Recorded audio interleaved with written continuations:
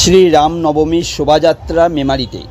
শুক্রবার বিকালে পূর্ব বর্ধমান জেলার মেমারি শহরে আয়োজিত হল শ্রী রামনবমীর বর্ণাঢ্য শোভাযাত্রা। শ্রী রামনবমী উদযাপন সমিতি মেমারি নগরের উদ্যোগে আয়োজিত মিছিলটি মেমারি নতুন বাসস্ট্যান্ড থেকে শুরু হয়ে বামুনপাড়া মোড়, স্টেশন বাজার হয়ে চকদিঘি মোড়ে শেষ হয়। মিছিলে ছোট ছোট বাচ্চাদের নৃত্য পরিবেশন চোখে পড়ার মতো ছিল। শুনব উদ্যোক্তাদের পক্ষ থেকে কী জানানো হলো।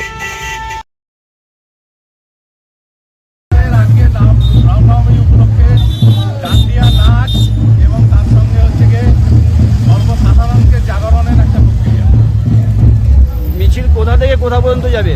আমাদের এটা শুরু হয়েছে bus stand, new bus stand এবং বামুনপাড়া মোড় হয়ে স্টেশন বাজার, রেলগেট পেরিয়ে আমাদের কৃষ্টি হলে গিয়ে শেষ হয়। আপনার নাম ও পরিচয়? আমার নাম অরুণাভ দে এবং আমি এই র্যালির একজন উদ্যোক্তা। এই রামনবমী মিছিলের উদ্দেশ্যটা কি আজকে? একটু রামের জন্মদিন পালন করা, মানুষকে সচেতন করা, ধর্মীয় শিক্ষাটা খুব দরকার। অন্যান্য শিক্ষার পাশাপাশি শাস্ত্র এবং শাস্ত্র দুটো শিক্ষাই দরকার, আমি যেটা বারবার বলি এটাই।